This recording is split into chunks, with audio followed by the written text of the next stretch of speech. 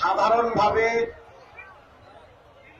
পশ্চিমবঙ্গ সরকার ঠিক করে রেখেছেন যে নবান্নে কোনো টিম ডেপুটেশনে যাবে না, কিন্তু আজকে ব্যতিক্রম হচ্ছে ভিআরপিদের আন্দোলন এবং ভিআরপিদের সংগঠন।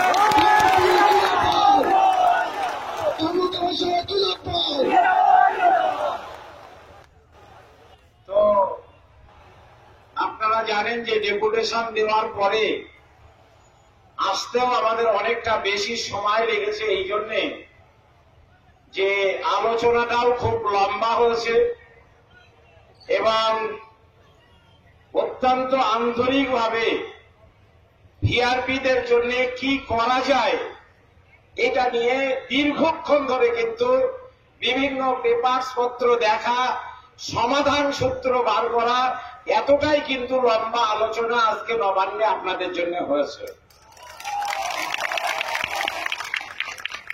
প্রথমে আমাকে বলছিলেন যে আপনি আসেন আর একজনকে নিন, কিন্তু আমি বললাম যে দেখেন আমি কিন্তু ডাক্তারের বাড়ির লোক, এই পেশেন্টের বাড়ির লোক, যারা পেশেন্ট তাদেরকে যদি না নিয়ে যাওয়া হয়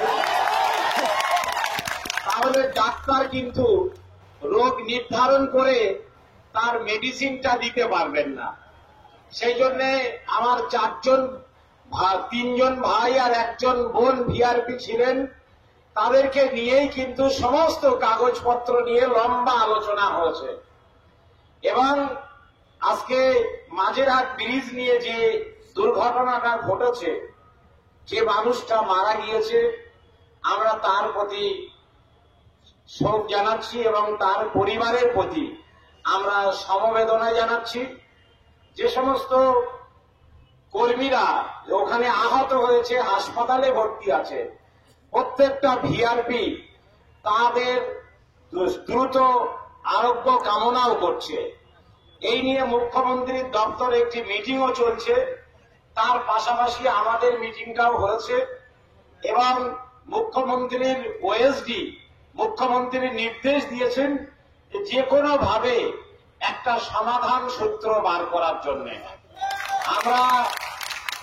আমরা মেঘালয়ে যে 7,500 টাকা ভিআরপিরা মাসে বেতন পাচ্ছেন, ত্রিপুরাতে ভিআরপিরা 120 দিন কাজ পাচ্ছেন এবং তার পাশাপাশি পার ডে 300 টাকা পর্যন্ত তারা সাম্মানিক পাচ্ছেন।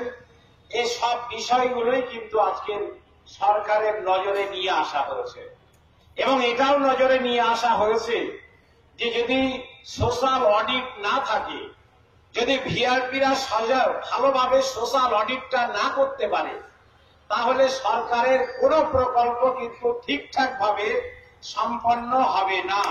এটাও কিন্তু আজকের নবান্ন এবং পশ্চিমবঙ্গ সরকার মাননীয় মুখ্যমন্ত্রী পরিষ্কারভাবে বুঝে গিয়েছেন। আমরা আশা রাখছি, প্রত্যাশা ব্যক্ত করছি। আমি মাঝখানে একটু অন্য কথা বলছি। আমরা যখন আসছিলাম রেড রোডে পুলিশের গাড়িতে করে, ওদিকে এত বেশি ভিআরপি ভাই বোনেরা আছেন, আমি গিয়ে ভাবছিলাম যে বোধহয় মিটিং শেষ হয়ে গিয়েছে এবং সবাই বোধহয় রানী রাসমণি রোড খালি করে দিয়ে চলে এসছেন। কেননা আপনারা এখানে যতজন আছেন, ওইদিকে যদি যান কেউ দেখেন তাহলে দেখবেন ওইদিকেও ততটা আছে। এবং আজকের আপনাদের আন্দোলন, পুলিশ এবং প্রশাসন, আমরা পুলিশ প্রশাসন সরকারকে ভয় দেখাতে আসেনি। আমরা সরকার বিরোধী কোন সংগঠন নই, শাসক দল বিরোধীও আমরা নই। আমরা আমাদের দাবি ভিআরপিদের পরিবারের প্রতি মুখ্যমন্ত্রী মানবিক দৃষ্টি দিয়ে দেখবেন, এটা দেখার জন্যই কিন্তু আজকের আমাদের আশা এবং সেটা বোঝানো।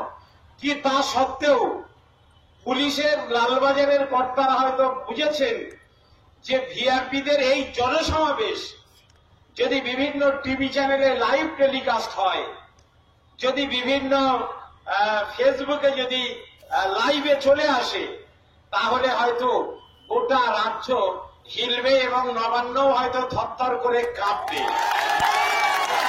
তো সেই জন্যই আজকে পুলিশ প্রশাসন ষড়যন্ত্র করে এখানকার নেটটা আপাতত তারা বন্ধ রেখেছেন, যাতে করে এই বার্তাটা না পৌঁছায়। কিন্তু পুলিশ তো শেষ কথা বলে না, পুলিশের বন্দুকের নলও শেষ কথা বলে না, শেষ কথা বলে জনগণ। আপনারা আজকের যে নিষ্ঠার পরিচয় দিয়েছেন, যে ধৈর্যের পরিচয় দিয়েছেন, এই ধৈর্যের পরিচয় আপনাদেরকে দিতে হবে। আমি আপনাদের পরীক্ষা নিতে চাই 4 মাস, সেপ্টেম্বর, অক্টোবর, নভেম্বর, ডিসেম্বর, এই 4 মাস আপনারা ধৈর্যের পরীক্ষা দিয়ে যখন যেখানে ডাকা হবে সেখানে কি আপনারা আসার জন্য তৈরি আছেন? আমি আশা করব, আমি আশা করছি যে আর আসার দরকার হবে না আপনাদের। আজকের সমাবেশ এক ঐতিহাসিক সমাবেশে পরিণত হয়েছে।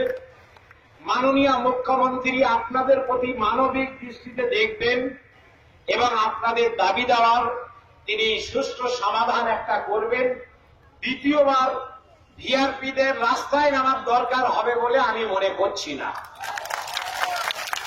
তারপরেও আমি বলে রাখছি, আমি আপনাদের বাড়তি ভরসাও দিতে চাই না, আপনাদেরকে আমি হতাশও করতে চাই না।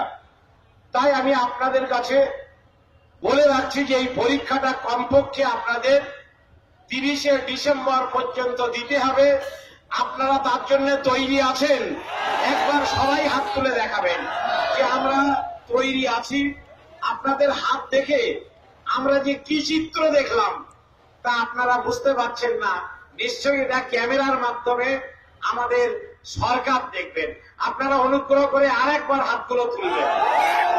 এই হাতের চিত্র, আপনারা হাতগুলো একটু উঁচু করে রাখেন। এই হাতের চিত্র, এ কি সৌন্দর্য, এটা কিন্তু আপনারা নিশ্চয়ই বুঝতে পারবেন সোশ্যাল মিডিয়ার মাধ্যমে এবং ফেসবুকের মাধ্যমে। হাত নামান। আমি আমার মনের অন্তরস্থল থেকে আমি আপনাদেরকে ধন্যবাদ জানাচ্ছি। আমি আশা করব যে আপনারা সফল হবেন। আবারও বলবো যে ধৈর্যের, যে নিষ্ঠার পরিচয় আপনারা আজকে দিয়েছেন, আপনারা সেই নিষ্ঠার পরিচয় আগামীতেও দেবেন।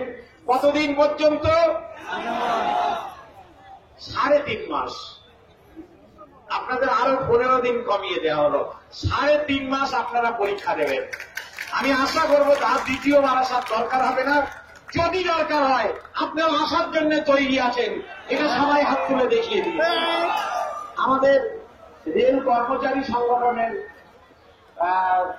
মাননীয় নেতা শ্রমিকরা একটু উঠে পড়েন। ওনার কাছে ব্যাংকের কর্মচারীরা, রেলের কর্মচারীরা, উনি বড় শ্রমিক ট্রেড ইউনিয়ন নেতা আর কি, অরাজনৈতিক, সম্পূর্ণভাবে কোন রাজনৈতিক নয়। তো উনি 5 ডিসেম্বর একটা সভার ডাক দিয়েছেন। আপনাদের সবাইকে ওনার পক্ষ থেকে, আমিও ওনার পক্ষ থেকে, আমার পক্ষ থেকে আপনাদেরকে আমন্ত্রণ জানিয়ে রাখলাম। এই জায়গাতেই অনুষ্ঠিত হবে। আপনাদের সকলকে আমি ভালোবাসা জানাচ্ছি। সংগঠনের প্রতি একটু সুনজর রাখবেন। আমাদের সংগঠনের মাননীয় সভাপতি ভাই সুজাউদ্দিন একটু 2 মিনিট আপনাদের সামনে বক্তব্য রাখবেন। আপনাদের দ্বিতীয়বার বসার জন্য আমি অনুরোধ করছি না, আপনারা দাঁড়িয়েই আমাদের সভাপতি ভাইয়ের 2 মিনিটের বক্তব্য শুনুন।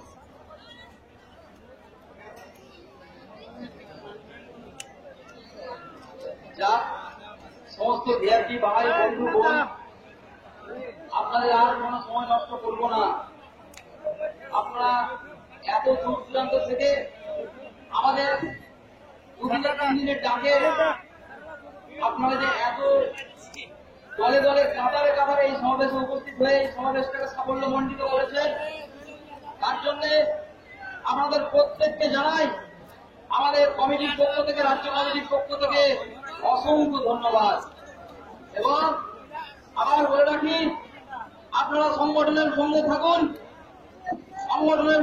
সংগঠনের প্রতি পূর্ণ বিশ্বাস রাখুন। যারা যারা মনে করছিলেন যে আমাদের সংগঠন হয়তো কিছুটা এলোমেলো হতে চলেছে, তারা একবার তাকিয়ে নিন সংগঠনের আজকের ছবিটা দিবে, আবার পুরোদমে আপনারা ঝাঁপিয়ে পড়ুন। যাই হোক, আমিরুজ্জামান সাহেব বলেছেন 3 থেকে 3.5 মাস নবান্নে আমিও ছিলাম, খুবই ভালোভাবে কথা হয়েছে। হয়তো আমরা খুব তাড়াতাড়ি এর রেজাল্ট পাবো। এই বলে আমি আর আমার বক্তব্য দীর্ঘায়িত করবো না, সকালের দিকে বলেছি। তো যাই হোক, সবাইকে আবার অভিনন্দন জানিয়ে আজকের এই সমাবেশ এখানেই সমাপ্তি হলো। অনেকেই হয়তো এই সভাকে অন্যভাবে